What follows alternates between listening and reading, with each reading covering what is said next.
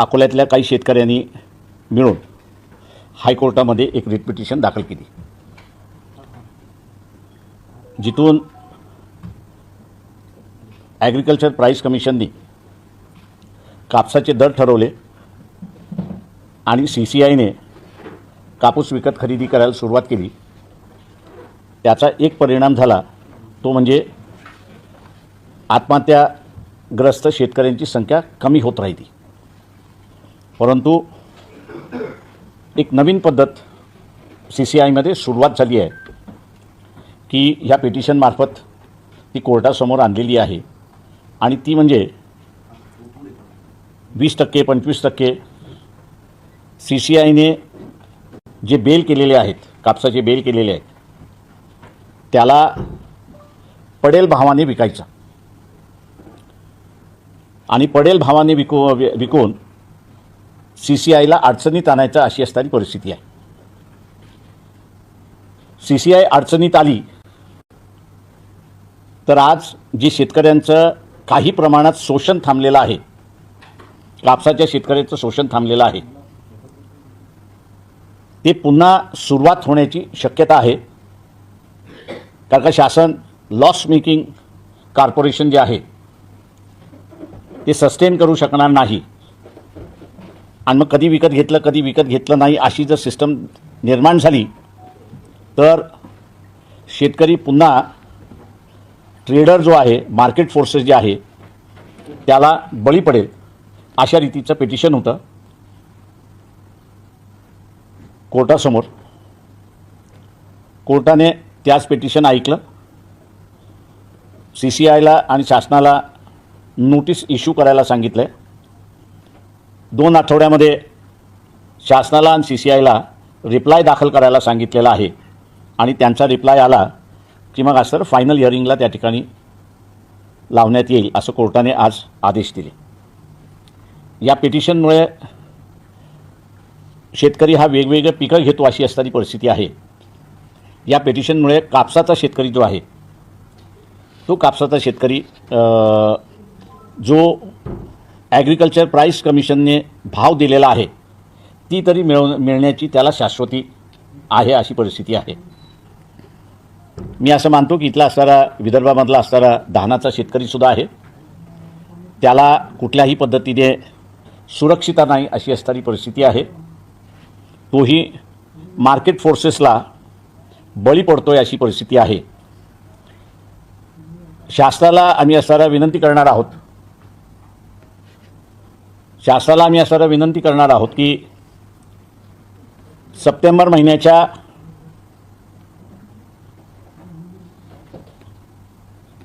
महिन्याच्या पहिल्या आठवड्यामध्येच त्यांनी धान खरेदी असेल, सोयाबीनची खरेदी असेल, ज्वारीची खरेदी असेल, याचे सेंटर्स आणि त्याचा रेट हे दोन्हीही त्यांनी जाहीर करावे की जेणेकरून यावर्षी पावसाळा कमी असे एकंदरीत दिसते, शेतकऱ्याच्या हाताला जे काही पीक येईल त्याचा त्याला योग्य मोबदला मिळेल अशी परिस्थिती आहे। शासन हे करेल अशी आम्ही अपेक्षा या ठिकाणी बाळगतो। दुसरं सगळ्यात महत्त्वाचं म्हणजे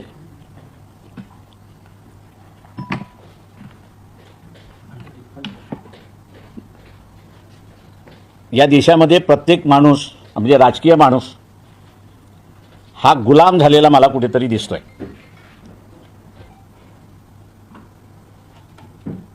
जे काही विधानसभेच्या निवडणुका झाल्या, विधान परिषदेच्या निवडणुका झाल्या, त्या विधान परिषदेच्या निवडणुकीमध्ये वंचित बहुजन आघाडीचे उमेदवार मतदान असेल किंवा नसेल शेवटपर्यंत त्या ठिकाणी लढले, परंतु काँग्रेसने उभे केलेले उमेदवार हे अर्ध्यामध्ये पळून गेले किंवा लढलेच नाहीत अशी असणारी परिस्थिती आहे। आणि म्हणून इथले राजकीय पक्ष एकंदरीत गुलाम होतात आहेत का अशी एक परिस्थिती त्या ठिकाणी उद्भवलेली आहे।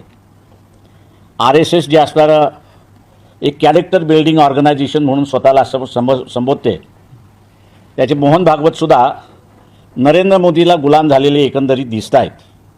कारण का आंतरराष्ट्रीय आपण असणारं बघितलं तर पंतप्रधानाची असणारी चिथू व्हायला लागलेली आहे आणि देशाला ज्याला आपल्याला म्हणता येईल की आर्थिक दृष्टीने गुलाम करण्याची असणारी प्रक्रिया सुरुवात झाली आहे.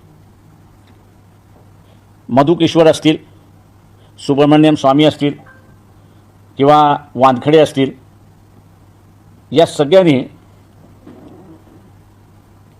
पंतप्रधानाच्या चारित्र्यावरती शंका व्यक्त केलेली आहे.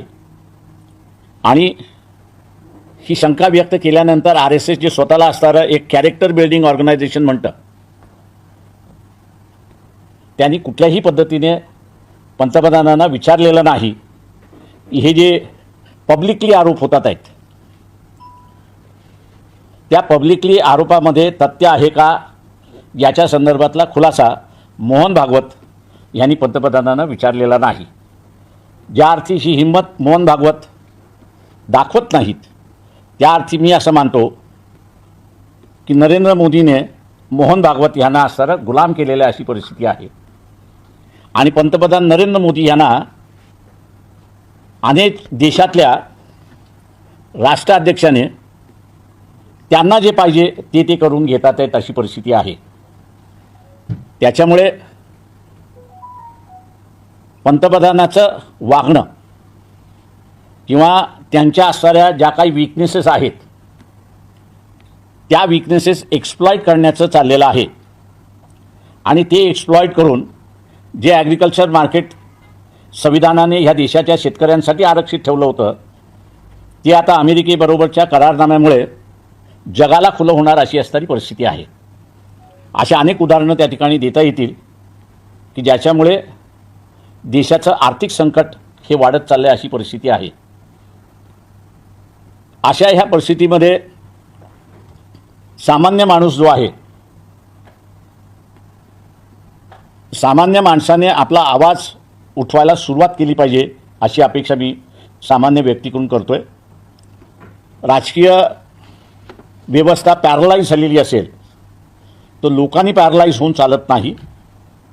तर लोकांनी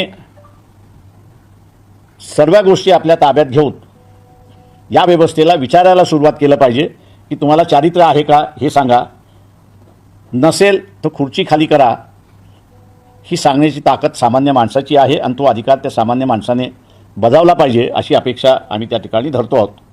आमच्या परीने वंचित बहुजन आघाडीच्या वतीने लोकजागृती आणि त्याच्याचबरोबर कुठल्या कुठल्या व्यवस्थेमध्ये आपण असाला गुलाम होतो आहे हे मांडण्याचं कामकाज आम्ही त्या ठिकाणी करतो आहे. लोकांनी त्याला उठाव करावा अशी आमची अपेक्षा आहे.